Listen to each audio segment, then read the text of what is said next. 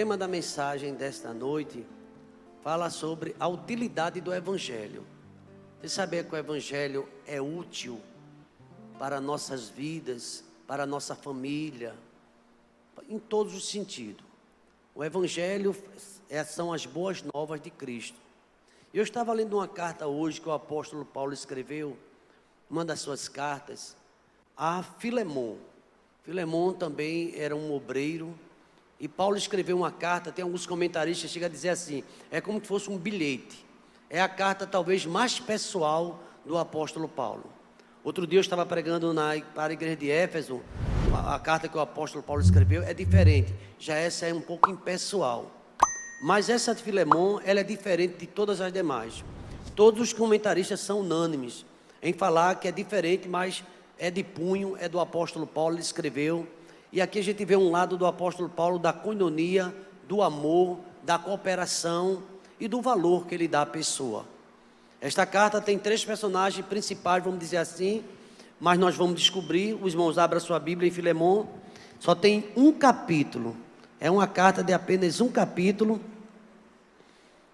e a gente vai ler, deixa a sua Bíblia aberta, porque aqui o apóstolo Paulo escreve a um companheiro de lutas chamado Filemon, e aqui nesta carta ele revela seu amor a um escravo fugitivo, não é? A gente vai conhecer Onésimo, alguns irmãos já leram essa carta.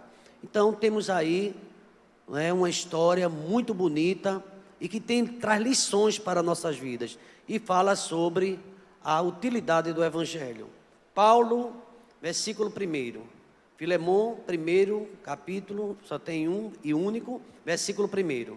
Paulo, prisioneiro de Jesus Cristo, e o irmão Timóteo, ao amado Filemon, também nosso colaborador, e a irmã Áfia, e a Arquipo, nosso companheiro de lutas, e a igreja que está em sua casa. Versículo 3, a igreja comigo. Graça e paz a vós outros, da parte de Deus, nosso Pai, e do Senhor. Dou graças ao meu Deus, lembrando-me sempre de ti, nas minhas orações. Paulo dirige essa carta a Filemon, e estava agradecendo a Deus, porque lembrava de Filemon, e sempre orava por ele. Estando ciente do teu amor, e da fé que tens para com o Senhor Jesus e todos os santos, para que a comunhão da tua fé se torne eficiente, num pleno conhecimento de todo o bem que há em nós, para com Cristo. Pois, irmão, tive grande alegria e conforto no teu amor, porquanto o coração dos santos tem sido reanimado por teu intermédio. Versículo número 8, a igreja pode ler comigo? Pois bem ainda, para te ordenar o que convém, prefiro todavia solicitar em nome do amor, sendo o que sou, Paulo, o velho, e agora até prisioneiro de Cristo Jesus. Sim, solicito em favor do meu filho Onésimo, que gerei entre algemas. Ele antes te foi inútil, atualmente, porém, é útil a ti e a mim. Vamos repetir esse versículo 11, todos olhando aqui para essa tradução, vamos lá? Ele antes, atualmente, porém, obrigado, meu Deus, porque semelhante a Onésimo, ó Deus, tantos de nós éramos inúteis, ó Pai. Não tínhamos, ó Deus, o teu amor, nem o conhecimento da tua verdade, ó Pai. Quem sabe, ó Deus, uma vida vazia e sem propósitos. Mas, ó Deus, o encontro com Cristo nos tornou uma nova criatura, ó Pai. E aquilo, ó Deus, que não servia, agora serve, ó Deus. Aquele que não fazia, agora procura trabalhar, ó Deus. Obrigado, ó Deus, porque o Evangelho, ele traz, ó Deus, essa mensagem a mensagem de utilidade, a mensagem de transformação, o ser uma nova criatura, ó Pai. E nesta carta, ó Pai, o apóstolo Paulo se revela um companheiro, um amigo, um homem sofredor, prisioneiro.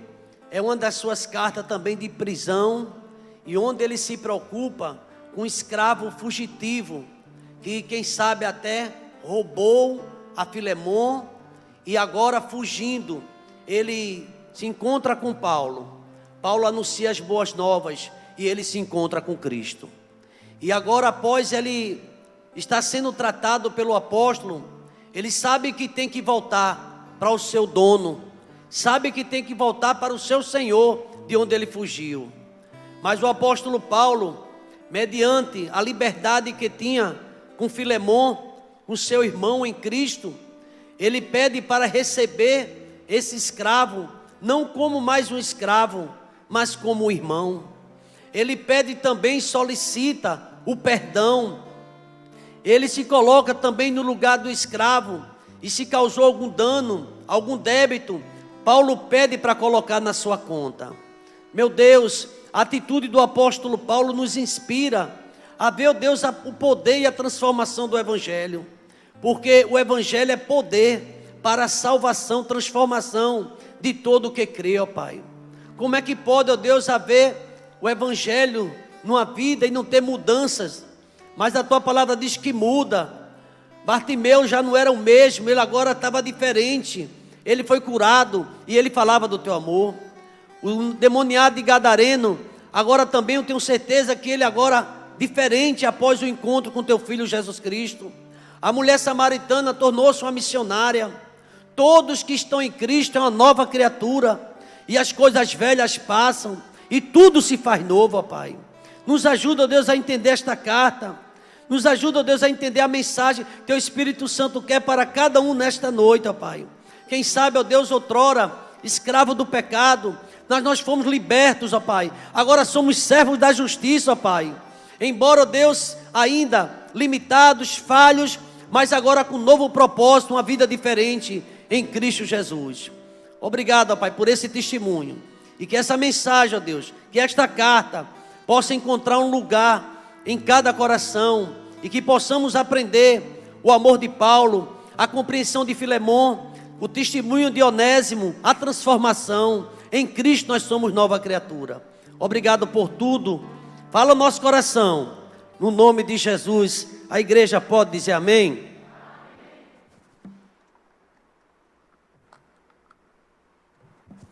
Deixe a sua Bíblia aberta em Filemon e a gente vai ler. Quem foi que já leu essa carta aqui, Filemon? Quem foi que nunca leu? Nunca leu. Primeira vez. Tem bastante irmão, no instante lê.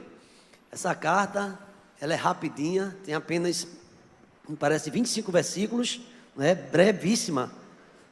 Termina com a bênção apostólica. Mas aqui esta carta, ela tem interessada a Filemon, enviada pelo apóstolo Paulo, que estava preso. A gente vai ver algumas discussões quando a gente procura saber a originalidade desta carta, para quem foi escrita, onde foi que Paulo estava. Alguns dizem que estava numa prisão em Cesareia, mas é pouco provável. Outros concordam que estava realmente em Roma, estava preso, tal. Há uma discussão, mas a verdade é que essa carta, ela tem um propósito. E o apóstolo Paulo, quando escreve ela lembra de um operoso trabalhador na obra do Senhor. Um homem que, em outro momento na sua vida, também foi tratado pelo apóstolo Paulo. Você sabia que todos nós precisamos ser tratados? Você precisa, eu preciso. Não tem ninguém assim que está completo. Nós somos carentes realmente de transformação em nossas vidas. A gente vai ver no livro bíblico a palavra de Deus dizendo que a nossa vida é como a luz da aurora que vai brilhando até ser dia perfeito. E nesta carta, Paulo, ele se apresenta como prisioneiro de Cristo. Isso aqui ele não faz com nenhuma vergonha. Pelo contrário, é uma honra. Por Cristo está sendo preso, por Cristo está sendo maltratado. Paulo não se envergonha. Paulo velho, o prisioneiro de Cristo, um ganhador de almas. Ele ganhou essa alma, né? essa vida na prisão, estava algemado. Paulo não importava onde ele estivesse, era preso, ele cantava, ele pregava, ele adorava. Paulo era incansável. Às vezes a gente quer um momento, oportuno para pregar. Ele disse a Timóteo: prega a palavra em tempo e fora de tempo. Sempre ele pregava. Aprendo muito quando leio essa carta pela vida de Paulo. Também Paulo sabia valorizar os irmãos. E ele falou muito bem de Filemon. Ele dá uma saudação à esposa de Filemon. Ele dá uma saudação ao filho de Filemon. E dá uma saudação à igreja que estava na casa de Filemon. É muito comum na igreja primitiva, no tempo da igreja primitiva, a reunião acontecer na residência. E Filemon me parece que era um servo do Senhor abastado, um homem que tinha certa posse, tinha até escravo, tinha uma boa fazenda, tinha uma boa casa, e ele tinha uma condição boa. E Paulo tinha acesso a esse homem e agradecia pela sua vida e pela sua família, que era cooperadora. Eu estava vendo aqui, procurando informações desse texto, e fala que a mulher dele, aqui no 2º versículo, a irmã Áfia e Arquipo, que também era filho dele, também está citado em outra carta. Mas o que me chama a atenção aqui é que era uma família que servia a Cristo, não era dividida, era uma família que estava ali à disposição para atender o apóstolo Paulo, e o apóstolo Paulo sabia disso. Aqui nessa carta, é muito rápida, ela é um momento de Paulo conversando, uma carta breve. Ele não trata de assuntos doutrinários, mas ele fala a um amigo e ele diz assim: eu dou graças ao meu Deus quando eu me lembro de você nas minhas orações. Aqui a gente aprende também a importância de orar um pelos outros. Você lembra de alguém na oração? É preciso orar. Uma certa vez uma irmã conversava com o pastor: pastor, o senhor está orando pelo meu filho? Aí ele disse: eu estou, irmã. Aí ele disse: mas ele está piorando, ore mais pelo meu filho, ore pela minha família. E o pastor dizia: eu estou orando, a gente ora. E ela insistia: pastor, eu oro tanto tempo por esse menino e ele não muda. E eu vejo na Bíblia que a oração tem efeito, parece que a minha não tem, e parece que até a sua está sem efeito também, porque o senhor não está orando, e não tem solução para meu filho. Mas o pastor dizia: vamos continuar orando sempre, que é no tempo de Deus. Aí o pastor fez uma pergunta a essa mulher: a senhora ora muito pelo seu filho? Ela fez: eu oro diariamente. E ele fez outra pergunta: a senhora ora pelo filho da outra irmã? Ela fez: eu oro também. A gente às vezes está tão egoísta, orando por nós mesmos, né? Fazendo longas orações. E o apóstolo Paulo se lembrava dele, e a gente vai ver em outras cartas também, o apóstolo Paulo lembrando dos irmãos e citando nomes dos irmãos na oração. E Paulo tinha informação sobre o comportamento exemplar de Filemon. Como é bom a gente saber que um filho na fé, alguém que você levou ao ministério, nesse caso aqui, é produtivo, é animado, trabalha, ora, é esforçado. E Paulo diz: eu estou muito feliz quando eu ouço o teu nome, porque eu estou sabendo que do teu amor, eu dou graças a Deus, estou ciente do teu amor e da tua fé que tens para com o Senhor e com todos os santos. Era alguém que servia a Deus e servia a igreja. Isso é muito lindo. E o apóstolo Paulo notifica esse nome aqui em sua experiência. Como é bom a gente saber que tem alguém que está orando por nós, também está empenhado. E Paulo aqui na prisão, ele ouvia a respeito, porque certamente ele perguntou a Onésimo, que era o fugitivo, que me parece que furtou, levou alguma coisa da casa. Ele fez: não, ele dá um bom testemunho, ele é bom. Eu aqui estava fugitivo no pecado. Geralmente a pessoa no pecado faz coisas, e o apóstolo Paulo deve ter evangelizou e ganhou ele para Cristo. Mas Paulo ainda fala da comunhão daquele homem, da fé, que era eficiente, em pleno conhecimento e em Cristo. Pois, irmão, tive grande alegria e conforto no teu amor. Novamente você vai notar nessa carta o apóstolo Paulo falando de comunhão, de amor, porquanto o coração dos santos tem sido reanimado por teu intermédio. Uma pergunta, né, irmão, que a gente faz: será que a gente tem animado alguém, nosso intermédio, pela nossa vida? Será que através da minha vida alguém tem sido encorajado a servir ao Senhor, a estar na igreja, a fazer parte de um grupo? E Paulo falava desse irmão que encorajava outro.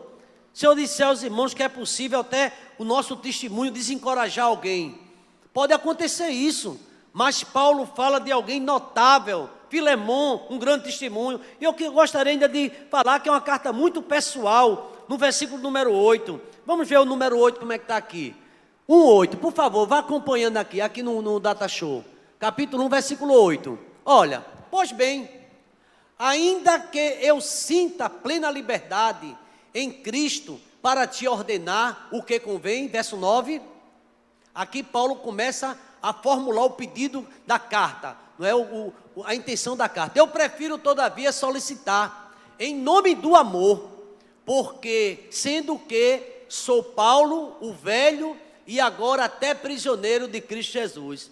Paulo aqui, apesar dele ter uma liderança, ele era um líder, e ele diz, eu podia até te pedir de uma forma, ordenar, ele fala até na expressão, mas eu quero fazer uma solicitação.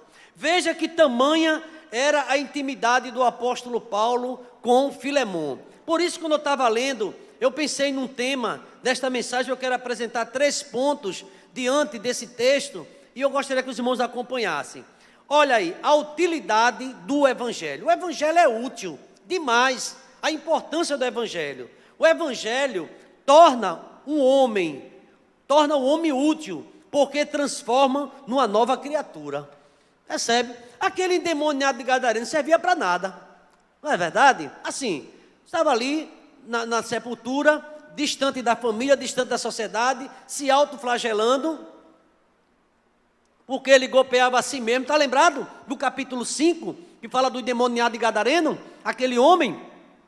Mas quando ele encontrou com Cristo, mudança, se vestia, perfeito juízo, e agora até conversando, e querendo evangelizar, querendo ir no barco. Veja, alguém antes sem utilidade, agora útil.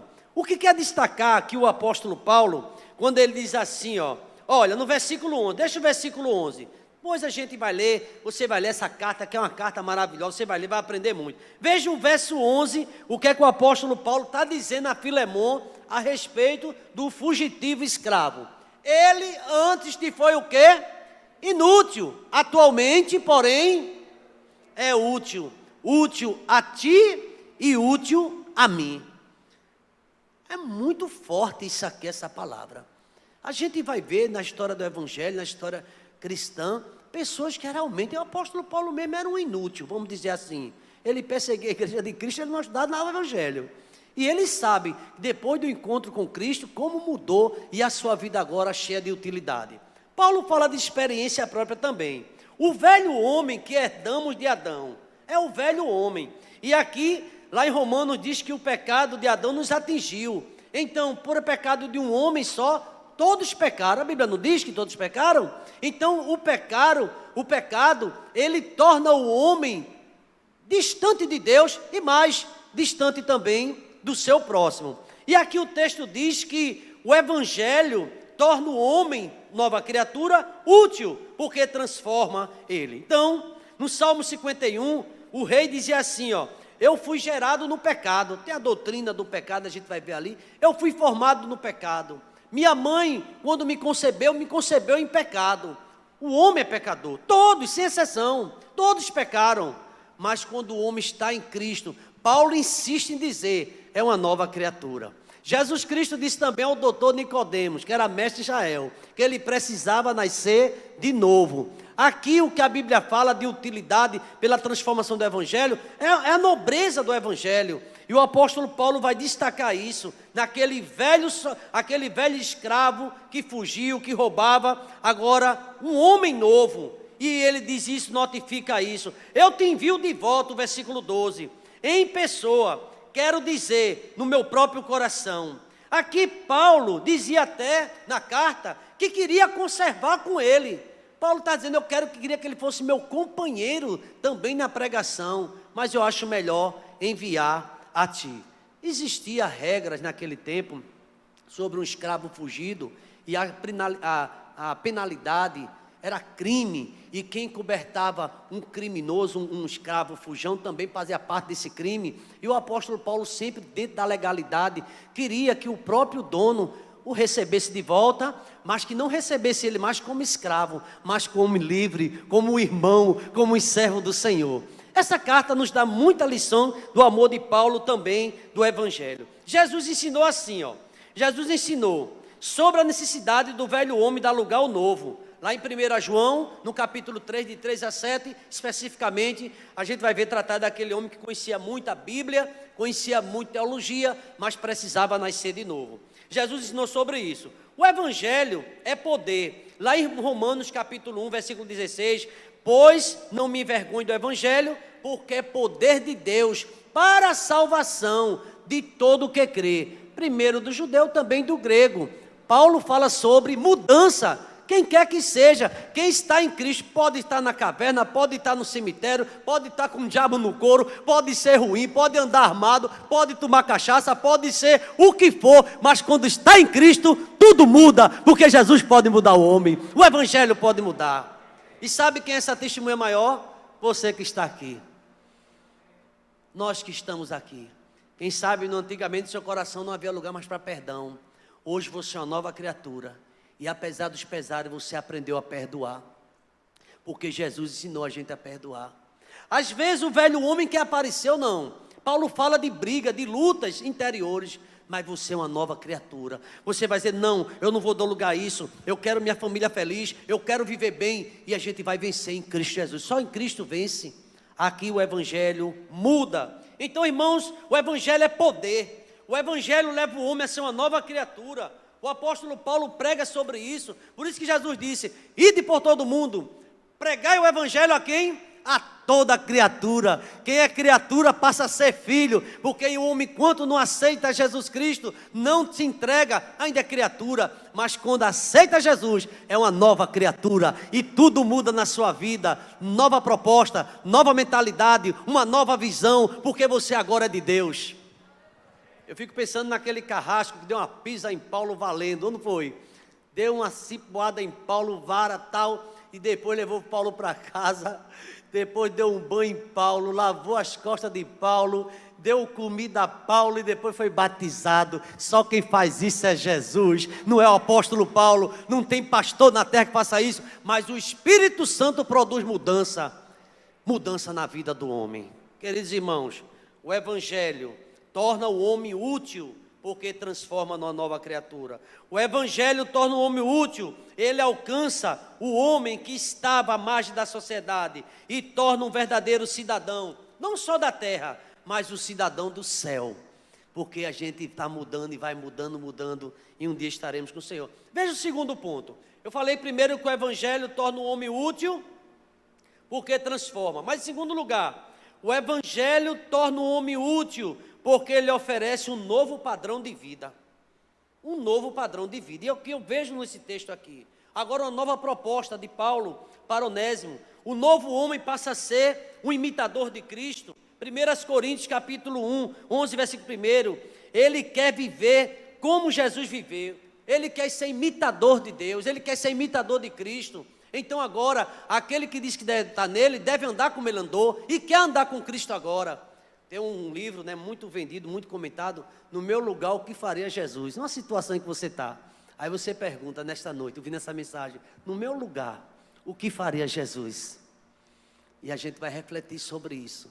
Se nós estamos com o Evangelho, ele torna o homem útil porque oferece um novo padrão de vida. O novo homem se transforma do egocêntrico em altruísta. Foi esta a gloriosa experiência de Zaqueu, no capítulo 19, versículo 8. Zaqueu só pensava em dinheiro, só pensava em ficar rico, só pensava em extorquir, só pensava em matar, roubar, fazer tudo o que o inimigo quer. Mas quando ele tem um encontro com Cristo, ele dá uma festa, dá um banquete e pede a palavra. Se eu roubei alguém, se eu defraudei alguém, eu quero restituir quantas vezes mais? 4 vezes mais. Porque agora você sabe que o seu tesouro não está aqui nesse mundo mais. Não é no seu carro, não é no seu, na sua casa. O seu tesouro está no céu. Porque tudo aqui passa. Isso é a visão que o Evangelho dá ao homem. Ele agora tem uma visão, um olhar para a eternidade, não só aqui na terra. Você sabia que a gente pode dormir e não acordar? Pelo menos aqui nesse mundo. Então tudo aqui passa, nós também somos passageiros. Você pode ter, eu posso ter o que quiser, mas é assim na vida da gente. E o Evangelho apresenta uma proposta. Quando eu estava lendo sobre aquele carcereiro, me chamou a atenção um comentarista que dizia que o alvo daquele homem era dar pisa em Paulo, era prender, mas com o Evangelho, ele vem na mensagem de Paulo, os louvores, ele tinha um novo alvo. Sabe qual foi o alvo dele agora? Ele fez: senhores, o que é que eu devo fazer para ser salvo? Veja a pergunta dele. Antes ele não tinha isso no seu coração, ele agora pensou na salvação, e mais, levou Paulo para a casa dele. Você sabia que a gente quer levar Jesus para a nossa casa, quer levar o Evangelho para a nossa casa, quer levar a palavra para a nossa casa, porque você quer sua casa transformada? Quem quer sua casa transformada, levante a sua mão e diga: amém, Jesus, amém, porque Ele quer transformar a minha casa e a tua casa também. A casa transformada, nova mudança, mudança de vida. E assim, meus irmãos, é o Evangelho. O Evangelho, ele torna o homem útil porque transforma uma nova criatura. O Evangelho torna o homem útil porque ele oferece um novo padrão de vida. Aqui o texto fala de um novo homem que agora era inútil, agora é útil para ti e para mim. Aleluia! Você agora tem uma pessoa na sua casa que agora pensa na eternidade, vai morar no céu, é uma nova criatura. Tem dificuldade? Tem, mas ora, e Deus tira aquela amargura, Deus tira aquele peso e torna você uma pessoa mais alegre. O crente, ele fica triste, mas não é triste, ele muda, porque ele sabe que a esperança dele é Jesus de Nazaré. Ele é a nossa única esperança. O novo homem tem algo diferente no seu coração. O novo homem tem alguém diferente no comando da sua vida. Quem é que comanda a sua vida? Se for Jesus, ele vai falar do céu. Ele fala que aqui a porta é larga, é muita oferta, mas não tem alegria. E Jesus Cristo fala de porta estreita, de dificuldade, mas ele fala de ser uma nova criatura. Queridos irmãos, o Evangelho torna o homem útil. Por quê? Porque ele também transmite uma nova maneira de pensar. Ou não? A gente, quando busca as coisas lá de cima, a gente pensa nas coisas lá de cima. Se já ressuscitasse com Cristo, lembra que o apóstolo Paulo diz? Pensar nas coisas que são de onde? Lá do alto. Não é pensar em morte, pensar em ficar com raiva, e fica com mais raiva, pense em Jesus, que vai aliviar, canta o hino, lê a palavra, que vai sair aquele pensamento ruim, e você daqui a pouco já está glorificando, já está cantando, já está pensando na mensagem, está estudando na escola bíblica dominical, está lendo o salmo do dia, e essa palavra transforma a nossa vida. O homem novo deixa de ser um problema para a sociedade, é um instrumento agora de bênção, quando tem o Evangelho no seu coração. Não é mais aquele homem que a mulher diz: será que ele vai chegar embriagado? Onde é que você está? Não, seu marido agora é um homem de Deus, é um servo do Senhor, e você sabe que ele vai chegar em gratidão. Obrigado, Jesus, quando entrar em casa, porque ele agora é uma nova criatura. Isso é o Evangelho. O Evangelho. Então, o Evangelho torna o homem útil também, porque transmite uma nova maneira de pensar. Paulo diz que o novo homem tem a mente de Cristo. 1 Coríntios capítulo 2, versículo 16. Queridos irmãos, sabe como a gente vai conhecer melhor? Lendo a palavra. Por isso que o crente precisa ler a Bíblia. Jesus disse: examine a Escritura. Crente que não lê a Bíblia, deixa eu dizer uma coisa a você, não cresce. Porque quando a gente lê a palavra, tudo muda. Não é? O próprio Cristo falou sobre errais, porque não conhece o quê? As Escrituras, nem o poder de Deus. Escondi a tua palavra no meu coração, para o quê? Não pecar contra ti. Lâmpada para meus pés é a tua palavra. E o que mais? Luz para os meus caminhos. Tem que ler a palavra, tem que buscar a palavra. Mas a gente fica tanta coisa, a gente fica se embrega com a internet. Vê tudo, é um mar de coisa e não se enche da palavra do Senhor. Deixa eu dizer para os irmãos aqui, Romanos 12, fala o seguinte: só quando formos transformados é que poderemos transformar. Vou repetir: só quando formos transformados é que podemos transformar. Como é que uma pessoa pode falar de salvação se não sente a salvação? Um dos princípios, quando eu estudava evangelismo, como é que você vai sair para evangelizar se você nunca recebeu a salvação no seu coração? Como falar sobre isso? se você não teve essa experiência. Eu estava lembrando aqui, tem um pensamento de um jovem reformador, ele diz o seguinte: se queres tornar um mundo melhor, presta atenção, tu tens de ser o melhor que puderes. Não poderás trazer o reino de Deus ao mundo até que tragas primeiro ao teu coração. Como é que eu vou falar de uma coisa que eu não tenho experiência? Como é que eu vou falar de um amor se eu não sinto esse amor no meu coração? Paulo falou desse amor para o escravo, né? E agora ele está falando também para Filemon. E aqui a Bíblia diz que Onésimo, totalmente transformado, agora uma pessoa útil, uma pessoa diferenciada. Irmãos amados, Paulo usa muito essa expressão, tem que estar em Cristo, ter a mente de Cristo, viver em Cristo. O tempo todo nas suas cartas ele fala, ser cristão não é somente pensar certo, pregar o evangelho, mas sobretudo viver o cristianismo como parte da comunidade redimida. Teve um pensador que disse, eu amo até o vosso Cristo, não o vosso cristianismo. A gente precisa procurar viver, e o grande desafio é essa, a prática. Jesus diz, todo aquele que ouve minha palavra e a põe em prática, vou comparar um homem prudente que edificou a sua casa sobre a rocha. Mas quem ouve a minha palavra e não as põe em prática, vou comparar um homem sensato que edificou a sua casa sobre areia. E quando vir a primeira chuvada, vai levar a queda. Então, queridos irmãos, o homem, coloca por aí, por favor, Filipenses capítulo 4, versículo 8 e 9. Paulo diz assim, finalmente, irmãos, em que pensar? O pensamento agora do crente é diferente. Pense em tudo que é respeitável, pense em tudo que é justo, pense em tudo que é puro, pense em tudo que é amável, pense em tudo que é boa fama. Se alguma coisa ocupar a vossa mente, seja isso que ocupe o coração. A gente ficar pensando, em ficar com uma mágoa, guardar raiz de amargura, realmente vai fazer muito mal para a gente mesmo. Colocou aí? Vamos ver o que é que está. A igreja pode me ajudar? Finalmente, irmãos, tudo que é verdadeiro, tudo que é justo, tudo que é amável, se alguma virtude há, e se algum louvor existe,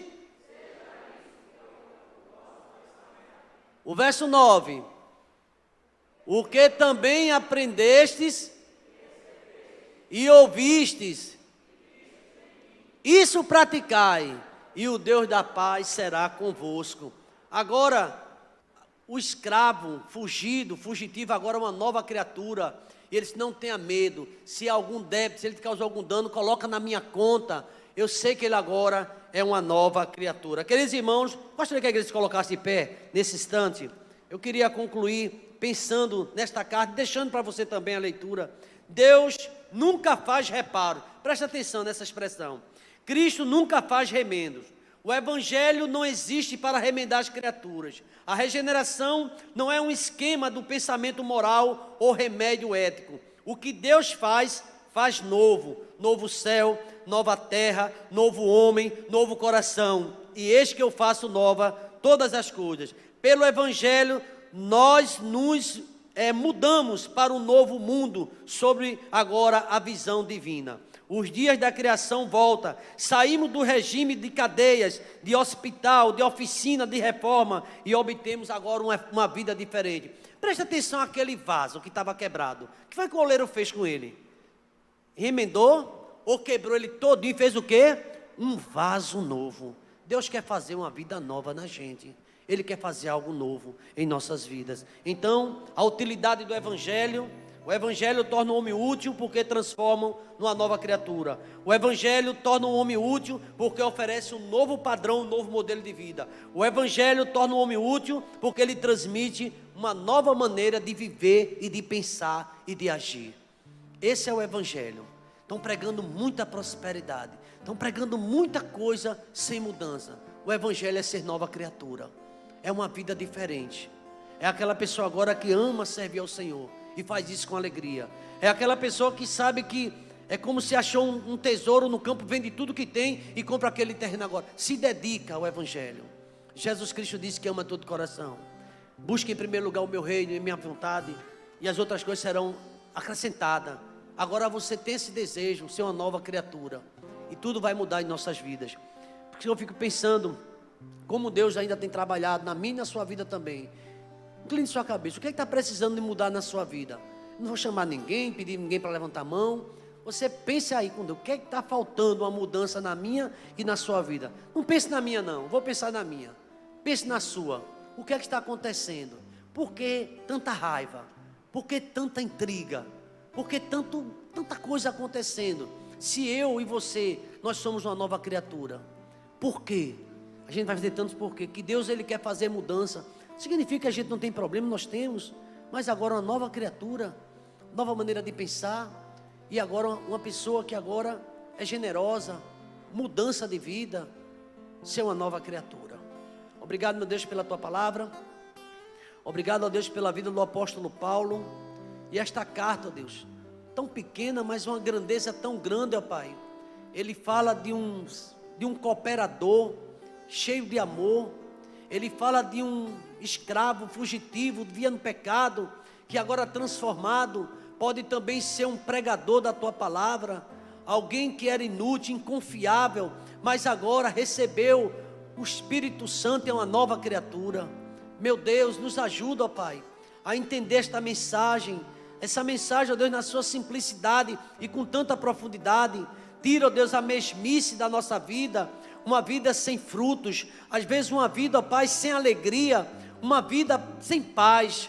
Nos ajuda, ó Pai, já que somos agora Teus filhos, já que temos a promessa de novos céus e de nova terra, onde habita a justiça, já que temos a promessa de livramento, de um Deus poderoso, de um Deus que muda. Faça assim em nossas vidas, ó Pai, que sejamos, ó Deus, verdadeiramente novas criaturas, que possa existir esse amor dentro da própria casa, ó Pai. Ó Deus amado, na Tua casa, na Tua igreja, venha, ó Deus, colocando, ó Deus, fidelidade, ó Pai, já que somos nova criatura. E te rogamos agora, Pai, tira tudo que não Te agrada, leva-nos em paz para nossos lares, e que possamos ainda hoje, quem sabe, ler esta carta na íntegra, e pedir ainda mais entendimento, e ver o testemunho de Filemon, ver o testemunho, ó Pai, de Onésimo, ver o testemunho do apóstolo Paulo, desta família, Pai, que Te servia. Louvado seja o Teu santo nome, e que a graça do Senhor Jesus, o amor de Deus, o nosso eterno Pai, a comunhão e as doces consolações do Teu Espírito esteja sobre nós, sobre nossa casa, nossa família, sobre todo Israel, desde agora e para todo sempre. Vamos dizer amém, irmãos? Deus abençoe a todos.